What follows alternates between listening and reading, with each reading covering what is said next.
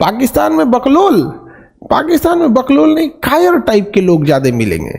देखिए एक कायर कैसे होता है, एक बात बताओ बाबू, कोई आदमी सपोज करो कोई फल बेच रहा है, कोई सब्जी बेच रहा है, कोई फल बेच रहा है, क्या आप में मानवता मर गई है?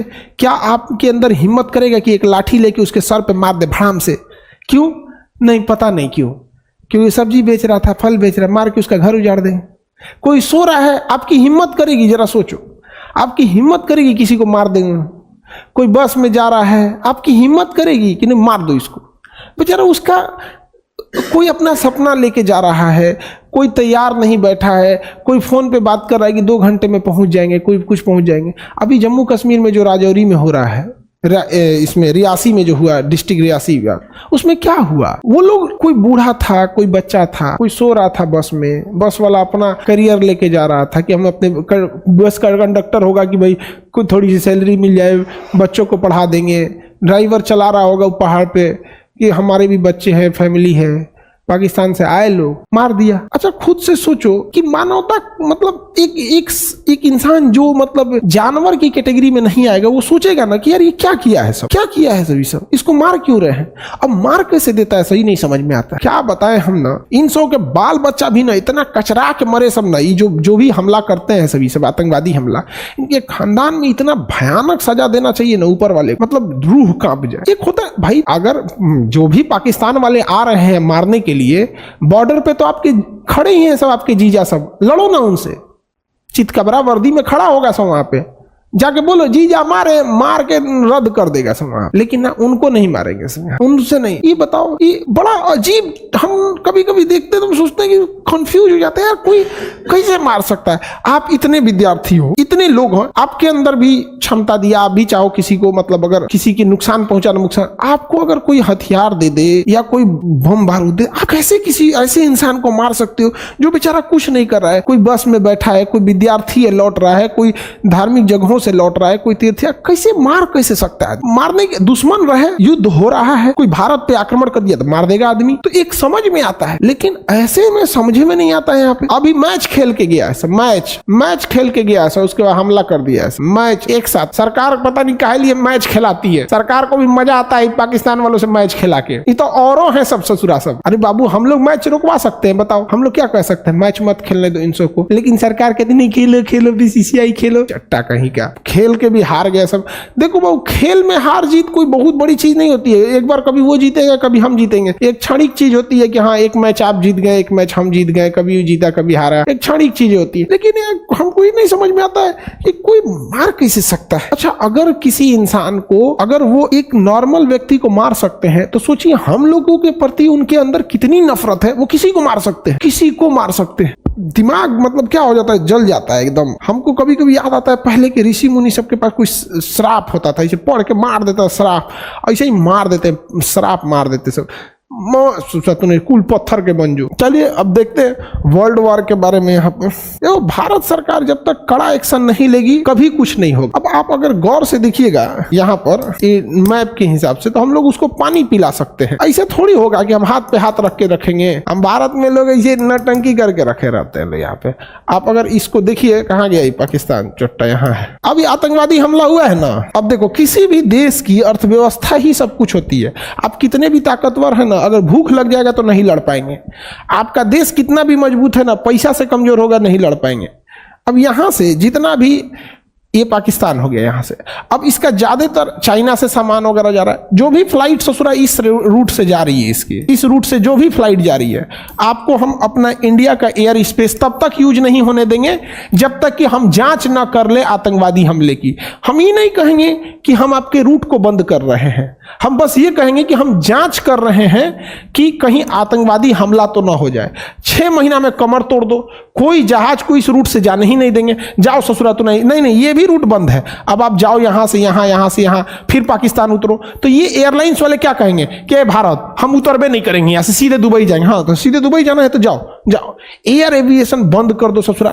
क्योंकि हम लोग ना इस साइड से नहीं बंद कर पाएंगे, इस साइड से तो इसके रिश्तेदार हैं सब यहाँ पे, इस साइड से कोई भी पानी वाले जहाज जाए उसको ले आकर चल चल चल चल जांच करेंगे, पहले चल चल जांच करेंगे, जांच करेंगे, जांच करके ओके 1 महीना सड़ा दो, 1 महीना सड़ा दो। इस ससुरा को ना पैसा से इतना तड़पा दो ना, इतना तड़पा दो ससुरा, किडनी बेचना पड़े इन सबको। अभी चाइना जो है ना इतना कर्जा दिया है पाकिस्तान को कि कर्जा नहीं चुका पाता है तो यहाँ से लड़की उठा के लेके चल जाता है, ये हाल हो गया वहां। तो ये ससुरा भारत अब करेगा कौन जी? भारत कुछ नहीं, निंदा एक्सप्रेस 2-4 को सर्जिकल स्ट्राइक में क्या होने वाला है भाई साहब? अगर सर्जिकल ही स्ट्राइक करना था तो ये राफेल, परमाणु बम, अग्नि, पृथ्वी मिसाइल, ब्रह्मोस मिसाइल, भाई साहब अगर सर्जिकल ही स्ट्राइक करना था क्या मतलब बनता है इस चीज का? एक और शपथ चल रहा है, एक और हमला चल रहा है, एक और मैच चल रहा है। हाँ, अभी देखो यहाँ पूरा का पूरा पाकिस्तान में सूखा पड़ा है, हम हिंदुस्तान में भी सूखा पड़ा है, नो डाउट, यहाँ पे सूखा पड़ा हुआ है, लेकिन यहाँ के लोग इंतजार कर रहे हैं ना, यहाँ के लोग इंतजार कर रहे हैं कि पानी आएगा यहाँ पे तो यहाँ पनिया रोक दे, ससुरा तो नहीं, पानी रोक दे बांध बना के। लेकिन हमारे यहाँ बिहार में तो बाढ़ में पानी ही नहीं रोक पा रहे हैं लोग, वहाँ स्ट्रेटेजिक रूप से कोई बांध बनाना चाहिए, वहाँ पे बाढ़ रोक दो।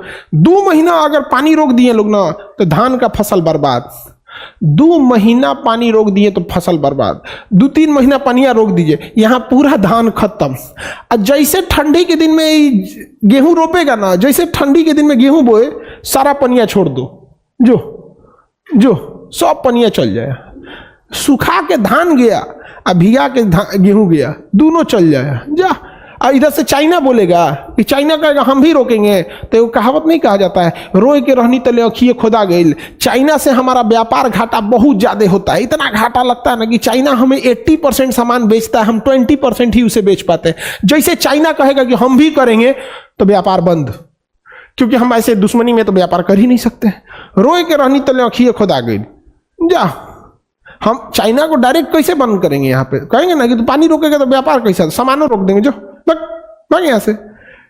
एक अगर हमला करे ना, एक हमला आतंकवादी हमला हो, पाकिस्तान को कम से कम ना मतलब 1 लाख करोड़ का लॉस होना चाहिए। यहाँ पे कराची एयरपोर्ट के बंदरगाह के पास ना पूरा एरिया लगा दो नेवी लगा के कि सर्च ऑपरेशन चल रहा है, आतंकवादियों को ढूंढा जा रहा है, और यहाँ मिसाइल ऑन कर दो यहाँ पे। अब जब किसी एरिया में मिसाइलें ऑन हो जाती है ना तो ये एरिया हो जाता है नो फ्लाइट जोन, एरिया हो गया नो फ्लाइंग जोन, आप उस एरिया में उड़ नहीं सकते हो। इतना तबाह कर दो, इतना तबाह कि ससुरा ये सब कहे, आतंकवादी सबसे कहे कि तुम लोग अब अंदर रहो। कमर तोड़ना पड़ेगा इन सबको पैसा से, पैसा।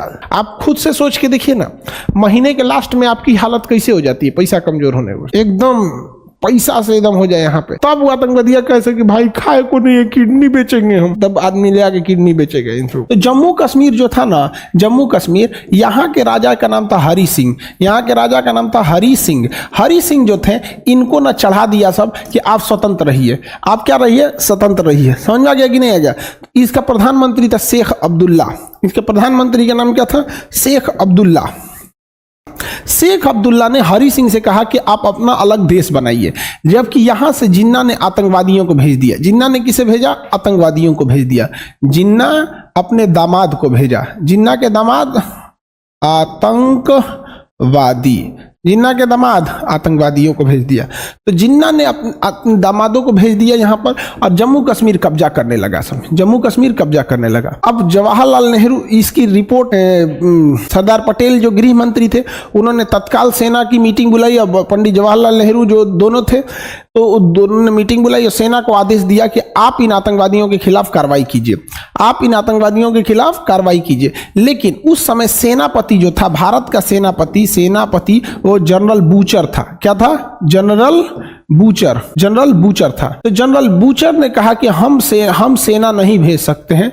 रीजन क्या है कि जम्मू कश्मीर के राजा हरि सिंह ने कहां साइन किया है कि वो भारत में रहेंगे, आप उन्हें साइन करा लीजिए, हम सेना भेज देंगे। सारा प्लान तो इन्हीं सबका था, साइन करबे नहीं करेगा वो यहाँ पर। तो ये साइने नहीं कर रहा था, जब तक कश्मीर में आतंकवादी सब घुस गया सब, हरि सिंह के 2-4 को रिश्तेदारों को टांग ले गया सब। जब देखा तो इनके रिश्तेदार को टांग ले गया सब, जितना सुंदर लड़की थी सबको उठा ले गया, कहा से कि से हम बियाह करेंगे। आगे बड़ा हमला करते होते देखा कि एक और सुंदर लड़की है, एकरो से बियाह करेंगे। तो एक एक गो आतंकवादी 4-4 गो लड़की उठा ले गया था, काहे लिए? तो हम बियाह करेंगे। कश्मीर वालों को आज नहीं बुझा रहा है यहाँ पे। यही बीच में हरि सिंह के 2-4 गो रिश्तेदार घेराए थे, से उठा ले गया से यहाँ पे। तब हरि सिंह भागे भागे आए साइन करने के लिए, तब हरि सिंह आए साइन करने के लिए। तो जवाहरलाल नेहरू से मदद मांगे, जवाहरलाल नेहरू से मदद मांगे तो जवाहरलाल नेहरू ने कहा कि हम मदद करने को तैयार हैं। ब्रिगेडियर उस्मानी से कहा कि आप रेडी हैं? ब्रिगेडियर उस्मानी ने कहा कि बिल्कुल रेडी हैं हम यहाँ पे। तो सरदार पटेल ने कहा कि साइन कर बेटा, बेटा साइन कर, ए बेटा साइन कर दो, समझा गया? तो इन बेटा से साइन करा लिए कौन? सरदार पटेल। तो ये सरदार पटेल के सामने हरि सिंह कहे कि ठीक है, ठीक है, हम साइन करते हैं। 26 अक्टूबर 1947 को साइन किया इसने, 26 अक्टूबर 1947 को। सोचिए, देश आजाद है 15 अगस्त का, देश आजाद है 15 अगस्त का, साइन कर रहा है 26 अक्टूबर को। देखो कितना महीना, अगस्त से 15 सितंबर, 15 अक्टूबर, यानी 1.5 महीना बाद ही साइन किया। सोचिए, अगर कहीं युद्ध चल रहा है, यहाँ से धड़ाधड़ आतंकवादी घुस रहे हैं और हम लोग यहाँ पे 2.5 महीना में कहाँ से कहाँ चला जाएगा यहाँ पे। अब आप लोगों को ये लगेगा कि हम लोग भी तो यहाँ से भेज सकते थे। देखिए, आज नहीं तो कश्मीर को हम जरूर ले लेंगे, ये गारंटी है। लेकिन जिस रास्ते पे आतंकवाद भेजकर जवाहरलाल ये जिन्ना चला था, उस रास्ते पे हम लोग नहीं चलना है। क्योंकि अगर हम लोग उस रास्ते पे चल देते ना, तो आज हर किसी मामले को सुलझाने के लिए 2 गो कोई आदमी उठता, बंदूक लेके सुलझा देता। लेकिन आज हम लोग उस रास्ते पे नहीं है। तो थोड़ी सी के लिए पूरा इस थोड़े से एरिया को बचाने के लिए हमारा पूरा देश में आज जगह जगह आतंकवाद जैसी समस्या आती, जिसको कोई दिक्कत होता 10 गो उठता, बंदूक लेकर मारना चालू कर देता। पाकिस्तान में यही तो होता है, क्योंकि शुरुआत ही पाकिस्तान ने ऐसे ही किया था। अब जब हरि सिंह ने साइन कर दिया तो जनरल बूचर का मुंह लटक गया, ईश्वरई तो साइन कर दिया। सरदार पटेल कहे साइन कहे नहीं करेंगे, रिश्तेदार में कौन कौन उठा के लेके चल गए सब पते नहीं है, क्या पता कि कौन कौन ले गया होगा। अब हमारा मुंह से काहे सुनवा रहे हो हरि सिंह के लिए, अच्छा शब्द नहीं निकलता है उनके लिए। किसको किसको उठा ले गए थे सब, कैसे कैसे वापस किया सब, अब हम लोग क्या बोला जाए यहाँ पे। हरि सिंह ऐसे ही साइन किए थे, हाँ उठा ले गए थे तो घरे से, तब क्या बोले यार सुबेरे सुबेरे। दूसरा हरि सिंह जो इंसान जीवित नहीं है उसके बारे में थोड़ा सा बोलना भी उटपटा लगता है, क्योंकि भारत की संस्कृति है, गुस्सा अपने जगह पे है। लेकिन क्या बोलेंगे यहाँ पे, मन ठंडा गया हरि सिंह का ना, जब देखेंगे दादा हो दादा तो छिया लेदर कर दिया सर, तब आके भारत से साइन किए। जा रहे थे अलग देश बनाने, जिसको देखो अलग देश बनाएंगे, यहाँ नौटंकी, तो अलग देश बनाए। लेकिन सर बोल दीजिए वो उसी लायक है। अरे बाबू अब छोड़ो, क्या बोले हम यहाँ पे। सारा किया दिया वो हरि सिंह का है, सारा किया दिया, सारा किया दिया ओकरे है वहाँ पे, नौटंकी करके अच्छा हमको ही नहीं समझ में आता कि शेख अब्दुल्ला का ये बात इतना मानता काहे था। ये हरि सिंह शेख अब्दुल्ला का इतना बात काहे मानता था। साइन किया ना तो ये दोनों मिल के कहा कि संविधान में हमारे लिए एक अलग प्रावधान रहेगा, संविधान में हमारे लिए अलग प्रावधान रहेगा 370, संविधान में एक अलग प्रावधान रहेगा 370। अब ये बताओ बाबू, अपने मन से जरा सोच के देखो, उस समय की जो तत्काल परिस्थिति थी, सरदार वल्लभ भाई पटेल, जवाहरलाल नेहरू और भीमराव अंबेडकर साहब, ये तीनों ने मिलकर एक्सेप्ट कर लिया कि हाँ 370 हम दे देंगे आपको, आप बस साइन कर दीजिए। क्या तत्काल परिस्थितियों के जनक क्या ये डिसीजन गलत था? नहीं। जवाहरलाल नेहरू चाहे सरदार पटेल हो और क्या नाम है ये भीमराव अंबेडकर साहब, उस समय की परिस्थिति ऐसा थी कि उस ससुरा अगर साइन नहीं करता तो आतंकवादी घुसते जा रहे थे। अब जनरल बूचर करा साइन करा के लाओ, हम अभी भेज देंगे। तो उस समय उन्होंने सही किया, लेकिन वहां पर खेल कर गए अंबेडकर साहब। वहां अंबेडकर साहब ने एक खेल कर दिया जो ना हरि सिंह को बुझाया ना शेख अब्दुल्ला को बुझाया। हरि सिंह और शेख अब्दुल्ला के बीच हमारे अंबेडकर साहब ने एक खेल कर दिया कि जब जम्मू 370 जब तक रहेगा, जम्मू कश्मीर में कोई भी डिसीजन भारत सरकार नहीं ले सकती है। जम्मू कश्मीर अपना कानून बनाने के लिए स्वतंत्र रहेगा 370 के तहत। लेकिन जब जम्मू कश्मीर में कोई संविधान, जब कोई सरकार नहीं रहेगी, जम्मू कश्मीर में कोई सरकार नहीं रहेगी और जम्मू कश्मीर में जब राष्ट्रपति शासन रहेगा, उस दौरान राष्ट्रपति कोई डिसीजन ले सकते हैं। और यही घातक हो गया जम्मू कश्मीर वाले लोग के लिए। जम्मू कश्मीर में फारूक अब्दुल्ला कह रहे हैं, उमर अब्दुल्ला जो है हमारी सरकार बनेगी, बीजेपी कह रही थी हमारी सरकार बनेगी, और ये क्या नाम है, एक और कौन है महिला है, क्या नाम है उनका, अब ध्यान पे नहीं आ रहा है महिला का नाम, वो कह रही थी कि हमारा सरकार बनेगा। तीनों में किसी की सरकार नहीं बोल रही थी। बीच में अमित शाह ने बोला, महबूबा मुफ्ती मुफ्ती नाम था। अमित शाह कह रहे हैं केम छो अमित शाह ने उड़ा दिया 370, क्योंकि वहां पर किसी की सरकार नहीं थी। तो बोलो सब लोग बाबा साहब अंबेडकर की जय। अगर उन्होंने यहाँ 370 में एक छुपा हुआ प्रावधान नहीं छोड़े रहते तो कभी नहीं हट सकता था। और सुप्रीम कोर्ट तो मोहरा है कम संविधान का, जो संविधान में लिखा है वही होगा यहाँ पे। तो सोचिए आज भी उस व्यक्ति की यदि पूजा की जाती है, सोचिए वो व्यक्ति कितनी परिस्थितियों से लड़के भीमराव अंबेडकर साहब और क्या क्या कठिनाइयां नहीं झेला, और इतना जाते जाते भी संविधान में क्या जोड़ के चले गए कि जो आज हमारी सरकार ने उसे इंप्लीमेंट किया है, सुप्रीम कोर्ट को इतना पावरफुल बना के गए हैं और उसको पतो नहीं चला हरी सिंह शेख अब्दुल्ला को, निकल गया 370 में जम्मू कश्मीर स्वतंत्र था अपना कानून बनाने के लिए। हरी सिंह के मरने के बाद सारा का सारा दारोमदार किसके पास आ गया? शेख अब्दुल्ला के पास। समझा गया? इनके बेटा हुए फारूक अब्दुल्ला, उनके बेटा हुए उमर अब्दुल्ला, यही सारे अब्दुल्ला वाले लोग जो थे कश्मीर में शासन किए थे लोग। इसलिए 370 के तहत जो भी कश्मीर के लिए कानून बनाया गया वो या तो कश्मीर के फेवर में था या तो पाकिस्तान के फेवर में था, वो इंडिया के फेवर में नहीं था, यहाँ पे। अब इनके बाद हरी सिंह के बाद शेख अब्दुल्ला के बाद आए फारूक अब्दुल्ला, उसके बाद उमर अब्दुल्ला। ये जितने लोगों ने कानून बनाया 370 को लेके, वो कश्मीर और पाकिस्तान को ध्यान में रख के बनाया, भारत को ध्यान में रख के नहीं बनाया। आरबीआई नियम नहीं लगती थी, भारत का झंडा नहीं लगता था, दुनिया भर का कानून था यहाँ पे। 2019 में अमित शाह, उन्होंने कहा कि देखो भैया, जम्मू कश्मीर में अभी किसी का शासन नहीं है, ना उमर अब्दुल्ला का शासन चल रहा है, ना महबूबा मुफ्ती का है, ना कांग्रेस का है, ना बीजेपी का है। तो भीमराव अंबेडकर साहब जब संविधान लिख रहे थे तो 370 में उन्होंने लिख दिया था कि जब वहां किसी की सरकार नहीं रहेगी तो शासन कौन संभालेगा?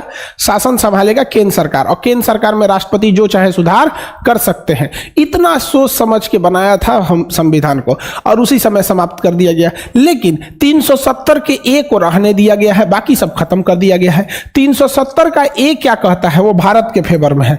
370 का ए कहता है कि जम्मू कश्मीर की जो सीमा है वह भारत की सीमा है, वही बाउंड्री भारत की बाउंड्री है, और जम्मू कश्मीर भारत का एक अभिन्न हिस्सा है।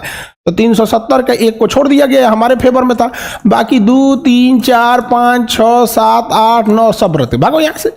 लेकिन 370 का ए तो हमारे लिए कह रहा था, वो यही कह रहा है कि जम्मू कश्मीर की बाउंड्री है वही भारत की बाउंड्री है, अर्थात जम्मू कश्मीर इस भारत की बाउंड्री में आता है, जिस कारण भारत का ही वह एक अभिन्न भाग है। तो कौन बैल होगा जो 370 के एक को खत्म करेगा जी? 370 का एक खत्म कर देंगे तो पता चला कि जम्मू कश्मीर भारत का अभिन्न अंग नहीं रहेगा। तो केवल 370 का एक रहने दिया गया जो कि भारत के फेवर में था, बाकी सबको उड़ा दिया गया। संगीता राय, सर ये हरी सिंह कौन था? जम्मू कश्मीर का राजा था, बकलोल था, पूरा बकलोल। आज जो हम लोग जहर देख रहे हैं ना, जो बवाल देख रहे हैं, उस सब किसका बोया हुआ है? हरी सिंह का। आगे बढ़े, किसी को दिक्कत? हरी सिंह वहां के राजा था। अब देखो ये कह रहा है कि सर आरक्षण क्यों दे दिए? भाई तुम्हें आरक्षण चाहिए तो तुम उसी को अपना लो। पहले सांप काट लेगा तो झाड़ फूक कराएगा, अभी क्या है? पुनर्जागरण है, झाड़ फूक में मत रहिएगा। भारत में 99% सांप जो हैं वो जहरीले नहीं है, उन्हीं को आप झाड़ सकते हैं। उन्हें झाड़िए या नहीं झाड़िए, आप मरेंगे नहीं। लेकिन 1% सांप कुछ ऐसे हैं, रसस वाइपर हो गया या फिर कोबरा हो गया या नाग हो गया, ये रेड स्नेक हो गए, ये सब काटेंगे सब ना। तो जी झाड़ने वाले को काट लिए तो उसको भी निपटा देंगे सब। नहीं समझे? वो 1% को नहीं जो, तो इसलिए तुरंत भागिएगा। तो पुनर्जागरण 12वीं सदी में कहाँ हो गया? यूरोप में। कहाँ पे? यूरोप में। और यूरोप में 12 स्टार्ट कहां से हुआ? इटली से। कहां से स्टार्ट हुआ? इटली से। आज भी भारत में पुनर्जागरण का बहुत ज्यादा बहुत विस्तार नहीं है। भारत चूंकि गुलाम रह गया तो यहां पुनर्जागरण होने नहीं दिया गया, यहां कोई भी पुनर्जागरण होने नहीं दिया। और पुनर्जागरण में उन्होंने क्या किया कि आप देखेंगे क्रिश्चियंस में एक, क्योंकि यूरोप ज्यादातर क्रिश्चियन है, उसमें 2 विंग होगा। क्रिश्चियन में ना कई तरह के होगा, कुछ होंगे लोग जो बिजनेस पे ध्यान देंगे, कुछ स्कूल खोलेंगे, कुछ कंप्लीट धार्मिक होंगे, कुछ अस्पताल चलाएंगे, ऐसे सबका अपना अपना क्या है, एरिया बटा हुआ है। तो वो लोग कंप्लीटली पुनर्जागरण कर दिए। अब ये लोग चाहते नहीं थे कि बाकी की जगह पुनर्जागरण हो, और इनके लिए प्लस पॉइंट ये हो गया कि इनके पूरी दुनिया में इनका शासन था, तो बाकी जगहों को क्या करते थे? दबा के रखते थे। आप समझ में गया? भारत में आया वारेन हेस्टिंग्स, मदरसा एक्ट लाया, और यहां पर इसने ना जो भी लोग थे उनको मतलब देखा कि भाई ईसाई जो थे, ये जो क्रिश्चियन जो थे यहाँ पे यूरोप के थे, यूरोप यूरोप वाले तुर्की से हार गए थे। तुर्की से क्या हो गए थे? हार गए थे। इसलिए उनको लगा था कि ससुर ऑटोमन साम्राज्य वाले पूरी जगह पे क्या कर लेंगे? कब्जा कर लेंगे यहाँ पर। इसलिए इन्होंने वारेन हेस्टिंगस को पकड़ा। वारेन हेस्टिंगस ने यहाँ से पकड़ा और इनको मुसलमानों से बदला लेना था, तो किसी को पैसा खिलाया और उन लोगों से कहवाया, ये खुद नहीं कहे, उन लोगों से कहवाया कि दुनियावी तालीम लेके क्या करोगे। आप में जो मुस्लिम होंगे कभी ना कभी अपने जीवन में बात जरूर सुने होंगे कि दुनियावी तालीम किस काम की है। आप में होंगे जो मुस्लिम लोग को बताओ, ये वो नहीं कह रहे, ये कहवाया गया अंग्रेजों से, वहां से कहवाया। दुनियावी तालीम मतलब साइंस मैथ गणित पढ़ के क्या करोगे, आखिर ऊपर जाना है। तो भैया दुनियावी तालीम जब किस काम का नहीं है तो वे दुनिया में काहे रह रहे हो? नहीं समझे? छोड़ो दुनियावी तालीम, दुनिया छोड़ते हैं। जब जाना वही है तो क्या यहाँ का तालीम, क्या यहाँ का घर द्वार, क्या यहाँ खाना पीना, नहीं समझे? तो उनकी चाल समझ रहे हो क्या है? आज भी आप गौर से करके देखिएगा, वारेन हेस्टिंगस ने ऐसा नासा यहाँ पे ना कि माइंडसेट चेंज कर दिया पढ़ा लिखा आदमी को, लेकिन और उसने स्थापित कर। देखिए कितनों पढ़ा लिखा रह जाइएगा आप, चाहे भारत में देखिएगा, आप चाहे जितना भी पढ़ लिख लीजिएगा, कोई धार्मिक व्यक्ति से नीचे बैठिएगा, साइड कर देगा, नहीं बढ़ने देगा। और यूरोप में जाके देखिएगा, आप हैं वहां पे, ठीक है आपकी जगह पे है, जब हम आपके यहाँ आएंगे, ओ माय गॉड फादर, वो फादर खुद इंजीनियर रहते हैं लोग। ईसाई धर्म में फादर खुद पीएचडी किए रहते हैं, ऐसा नहीं रहता है वहां पे। हम लोग को क्या कर दिया, सब नाश दिया सब पूरी तरह से। और सबसे ज्यादा नाशा तो मुसलमानों को, इनसे छीनिए लिए यहाँ पे, कुछ पैसा खिया दिया, कह दिया कि क्या दुनियावी तालीम का मतलब समझते हैं? सांसारिक विद्या स्कूल कॉलेज में पढ़ के क्या करोगे? तो इन लोगों ने पुनर्जागरण यहाँ हो गया। पुनर्जागरण का नतीजा हो गया औद्योगिक क्रांति, और औद्योगिक क्रांति का नतीजा हो गया प्रथम विश्व युद्ध, और प्रथम विश्व युद्ध का नतीजा हो गया द्वितीय विश्व युद्ध। अब पुनर्जागरण में क्या हुआ? लोग धार्मिक चीजों को छोड़ दिए। नहीं तो पहले संगीत भी देखिएगा ना, तो भगवान के नाम पे संगीत रहेगा। आजकल का संगीत देख रहे हैं रैप। अब भोजपुरी वाला तो अभी तो पत्ते नहीं चल रहा है, अभी देवर भाभी जीजा साली के आगे गईबे नहीं किया है। इतना बदतमीजी है हमारे भारत की मतलब क्या बोला जाए। पुनर्जागरण में क्या हो गया? जितनी भी एजुकेशन थी उसको बांट दिया गया। यूरोप वालों ने क्या कर दिया? बांट दिया। जिन्हें धार्मिक शिक्षा लेना है वहां जाओ, जिन्हें सांसारिक शिक्षा लेना है इधर आओ। मिक्स नहीं किया। और बाकी दुनिया में इन्होंने क्या कर दिया? मिक्स कर दिया। जिस वजह से क्या हुआ कि धार्मिक शिक्षा वाले अपने धर्म को लेकर चल रहे हैं। आज भी देखिएगा वहां फादर होंगे, ये सब होंगे, सब चीज होंगे। और सांसारिक शिक्षा वाले अपनी सांसारिक एजुकेशन को लेकर आगे बढ़ रहे हैं। वहां पे उन्होंने नई नई बिल्डिंगें बनाना चालू किया, मशीनें बनाना चालू किया, औजार बनाना चालू किए, हथियार बनाना चालू किए, सब कुछ चालू कर दिए यहाँ पर। और जो धार्मिक शिक्षा वाला था वो करते रह गया। जैसे जैसे ये हथियार औजार बढ़ने लगे तो जो काम हाथ से होते थे वो काम किससे होने लगे? मशीनों से होने लगे। मशीनों से होने लगे तो और भी ज्यादा क्या आने लगा? पैसा आने लगा। अब पैसा आने लगा मशीनों के लिए, तो मशीन लगाएंगे तो दो चीज उसकी खराबी है कि मशीन चलेगा किस चीज पे? उसको कच्चा माल चाहिए। जैसे गन्ना पेरने का मशीन ला दिए तो एगो तो लेबर चाहिए जो गन्ना निकाले, और दूसरा गन्ना चाहिए। अब क्या आपको लगता है कि राजस्थान में बैठ के गन्ना पेरिएगा? वहां गन्ना हो रहा है। राजस्थान में जब आप खाना खाइएगा ना तो गुड़ देते हैं लोग खाना के बाद, मिठाई के तौर पे गुड़, मीठा गुड़। तनी बिहार में रख दीजिए ना, गुड़ खिलाई तो लगाइए।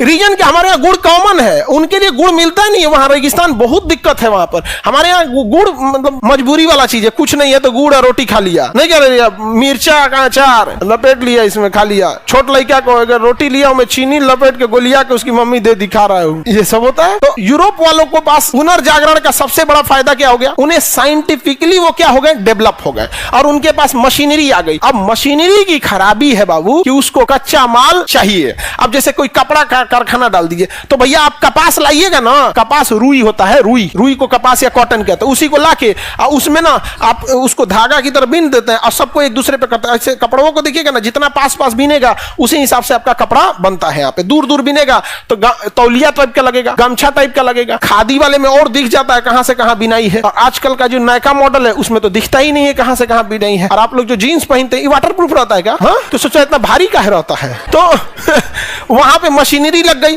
अब आप बताओ कच्चा माल कहां से लेके आएगा? ब्रिटेन जो है वो ठंडा प्रदेश है, वहां कच्चा माल कहां से लेके आएगा? तो उसको मजबूरी हो गई कहीं ना कहीं क्या करना? कब्जा करना, कहीं ना कहीं कब्जा करना। तो ब्रिटेन आया, कहीं ना कहीं कब्जा कर लिया। कब्जा करते करते करते करते धीरे धीरे वहां कब्जा करने से उसे दो फायदा हुआ। पहला कि वहां से मार पीट के क्या ले आता था? लेबर मजदूर। दूसरा कि वहां से सस्ता क्या मिल जाता था? कच्चा माल मिल जाता था। सस्ता माल में क्या मिल जाता था? कच्चा माल सस्ता हो जाता था एकदम वहां पे, तो उसे कोई दिक्कत नहीं था। तीसरा शुरुआत में ब्रिटेन ने क्या किया कि जैसे भारत से क्या करता था, मसाला ले जाता था और वहां अपने यूरोप में उसका खपत कर लेता, यहां से कपास ले जाता था, यूरोप में बेच देता। लेकिन धीरे धीरे औद्योगिक क्रांति, इंडस्ट्रियल रिवोल्यूशन इतना हुआ कि हर चीज धीरे धीरे किस पे शिफ्ट हो गई, मशीनों पे शिफ्ट हो गई। और मशीनों पे प्रोडक्शन लाइन बहुत तेज होता है, प्रोडक्शन बहुत तेज होता है मशीनों पे। यहाँ पर अब ब्रिटेन को यह लगने लगा कि जितने जगहों पे हम कब्जा करेंगे हमें 3 चीज का फायदा होगा। पहला, वहां से सस्ता लेबर मिलेंगे, दूसरा, वहां से कच्चा माल मिल जाएगा, और तीसरा, हम जो यूरोप में बेच रहे थे वो यूरोप में तो बेचबे करेंगे, अब मार के वहां का उद्योग बंद करा देंगे, गोली उली मार देंगे वहां पे और कहेंगे हमारा खरीद यहां से। नहीं समझ में आया? अब सोचिए आप किसी गांव पे कब्जा कर लिए, वहां के गांव के आदमी को पीट के लाइए अपने कारखाना में, काम कर, यहाँ पे काम कर, वापस जाओ यहाँ पे। उसके वो गांव में जितना गेहूं चावल हो रहा है सब उठा के लेके चलिए अपने यहाँ, और उसके आटा, गेहूं से क्या निकलिए आटा, हमारे यहाँ से आटा खरीद 40 रुपया। वो गांव का क्या हाल होगा सोच रहे हैं? उसका धान उसी से बोआइए, धान ले आके चावल निकालिए अपने का, चावल खरीद। धान तो कोई फाक नहीं सकता है, धान का क्या होगा? डायरेक्ट धान तो कुछ होता नहीं है, चिवड़ा उड़ा बनता है। हाँ तो चिवड़ा उड़ा बनेगा वहां। आजकल CBSE वाला चिवड़ा आ गया है, एकदम गोर रह रहा है, नहीं समझा? और जब टाइप का एकदम पातर दुबर चौड़ा, एकदम लग ये नहीं रहा है सोच चिवड़ा है वो, नहीं देख रहे, एकदम दुबला पतला, हाथ में लेंगे धाए तो उड़ जाएगा। यहाँ पे प्रसादी उर्सादी बना रहा है उसका। अच्छा, उसमें प्रसादी इलायची दाना मिला गया, इलायची दाना करी रे बकलोल, उसको इलायची दाना कहता है, गोरका वाला ना, गोल गोल लेते रहता है, भटकोइया टाइप का सफेद रहता है। हाँ, अरे बाबू तुमको नहीं समझ में आता, ये जानबूझ के प्रसादी में देखना ना, ऐसे चीजें रखे जाते हैं जो ज्यादा से ज्यादा लोगों को हटाया जा सके। हर कहीं पे भी देखिएगा कि आप सिखों को छोड़ दीजिए, बाकी लोग को देखिएगा ऐसा एगो लड्डू लो, भसका दो उसको जानबूझ के आप बहसने को कह दो, फेंकने को, तो ये लोग ऐसा फेंकेंगे कि दुनिया यही बनेबे किए हैं। जाके सिखों को देखिए भर पेट खाना खिलाएंगे, आपके घरे में उतना शुद्ध घी का खाना नहीं बनता होगा जितना वो लंगर में खिला देते हैं। कभी किसी को रोक के चंदा नहीं मांगे होंगे। कोई कह रहे गुरुद्वारा में हमारा रोक दिया, पर्ची काटने चला है, लीजिए हम लोग जिस दिन खाना खिला देंगे वहां पे। आगे बढ़े तो औद्योगिक क्रांति ने शोषण को जन्म दिया कि नहीं दिया? शोषण को जन्म दिया, लेकिन औद्योगिक क्रांति के कुछ फायदे भी थे। तो पुनर्जागरण समझ में आ गया। बाकी मटेरियल में है पुनर्जागरण में क्या क्या मशीनें बनी, जैसे कंपास बन गया, दिशा सूचक वाला। ये से देखिए, जब आप धर्म को छोड़ के निकलेंगे तो कुछ ना कुछ सोचेंगे। धार्मिक चीजें ऐसे होती है ना, सोचना ही नहीं देता है। आप किसी भी धर्म के होंगे तो नहीं जाके कोनो सवाल कीजिएगा ना, अपने धर्म गुरु से भड़क जाएंगे, ऐसे क्या होता है। देखिए अबे चमका देंगे आप, नहीं सवाल होना। धर्म का पहला सिद्धांत होता है, जो बोल रहे हैं सुन लो चुपचाप। आप गौर किए ये सब चीज को, तनी पूछ दीजिएगा कोनो क्रॉस क्वेश्चन, बदनाम हो जाइएगा आप। औद्योगिक पुनर्जागरण सबसे पहले कहां हुआ? यूरोप के इटली से। और ये पुनर्जागरण धीरे धीरे सांसारिक शिक्षा की ओर ले गया। नए इंजीनियरिंग चीजें बनने लगी, ये बनने, दुनिया भर का चीज क्या होने लगा था, बनने लगा यहाँ पे। नहीं तो धार्मिक रूप से देखेंगे तो भारत में लोग तीर धनुष से लड़ाई लड़े, नहीं समझे? और जब आए थे सब ना अंग्रेज, तो हम लोग तीर धनुष से लड़ रहे थे। मुसलमान लोग तलवार भाला से, नहीं समझे? तीर लेके मार रहा, ये तलवार लेके मार रहा, मैं बर्बाद कर दो। आया, अरे यार तुम लोग का पुनर्जागरण नहीं हुआ है, कोई बात नहीं। मशीन गन निकाल मशीन गन यहाँ पे। पलासी की लड़ाई तो तीर धनुष ले, तलवार धर सुता दिया। बोलते हैं पढ़ाई कर लो, तो ना फरिश्ता है लोग, ये लोग आप फरिश्ता निकाल दिया फरिश्ता। हम बोल देंगे किसी चीजवा को, यही चीजवा को, तो करकरा के लग जाता है, लहर जाता है लोगों को। उन लोग को लगता है कि हम लहर, हमारी बतिया से लहर गए। ना, हम लहराने के लिए बोलबे किए थे, लहराने के लिए। सांसारिक शिक्षा कितनी चीजें की होती है आप सोचिए। पूरी दुनिया देख रही है यूक्रेन मर रहा है, पूरी दुनिया देख रही है फिलिस्तीन मर रहा है। उसने 7 अक्टूबर को क्या किया, उनको भी दिख रहा पूरी दुनिया को। समझ में आ जाएगी, ताली एक हाथ से तो बचती नहीं है। लेकिन सोचिए इसमें कौन आगे जा रहा है? जिसके पास ज्यादा पुनर्जागरण है, ज्यादा टेक्नोलॉजी है यहाँ पर। तो भारत में अगर पुनर्जागरण पहले हो गया रहता तो हम लोग तीर धनुष घोड़ा पे बैठ के तलवार से लड़ रहे होते, निपटा देते कि नहीं। आज हम लोग लड़ लेंगे कि नहीं लड़ लेंगे? गलतफहमी में मत रहिएगा, आपकी मिसाइलें काम आएंगी, इस गलतफहमी में मत रहिएगा। जितनी मिसाइलें हैं, जितनी जहाजें हैं, ये सारी की सारी जीपीएस ट्रैक कर रही हैं। और जीपीएस किसका है? अमेरिका का। जीपीएस एक सैटेलाइट है जिससे कोई भी रास्ता पूछता है। जैसे आप मिसाइल मार दिए लाहौर में, तो किससे पूछ रहा है? जीपीएस से। लाहौर किधर है? तो जीपीएस बता दे, लाहौर इधर से जाकर दाहिने मुड़ जाना। जीपीएस अमेरिका का है, वो जीपीएस में सेट कर देगा। भारत से कोनो पूछे उल्टे बता देना। अच्छा लाहौर पूछ रहा है, इधर मुड़ जो, कानपुर साइड में मुड़ देगा उधर। समझ में आ गया?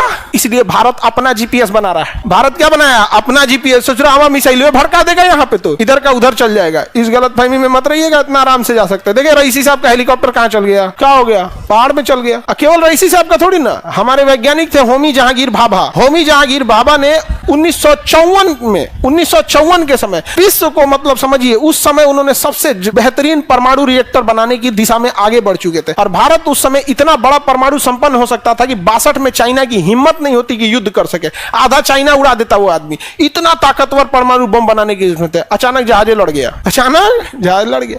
इवन मोदी सारे हम लोग को ने डेक्ची के मसाला है, मोदी जी की जहाजिया अमेरिका से आई है और छोटकी जो ना से पटना से आते हैं तो नो, और बड़की जो ना से गुजरात घूमते हैं तो नो, जैसन देवता वैसन पूजा। हम लोग के यहाँ आते हैं तो खटारा जहाजिया लेके आते हैं, ये सबको वही है यहाँ बिहार वाले लोग हैं यहाँ पे, इनको बस कहीं बिहार में देखो, बिहार के लोग खुश करना है तो ना यूनिवर्सिटी दो ना फैक्ट्री दो, देखो चारों ओर है ना, लिट्टी खा लो, लिट्टी चोखा खा लो, खुश हो जाएगा। अरे यार देवता है, कितना अच्छा नेता है, एगो गमछा बांध दो, हाँ हाँ, दूगो भोजपुरी बोल दो और छठ के बारे में 2 लाइन बोल दो, चल दो, हो गया। बिहार के आदमी गदगद, वाह वाह वाह।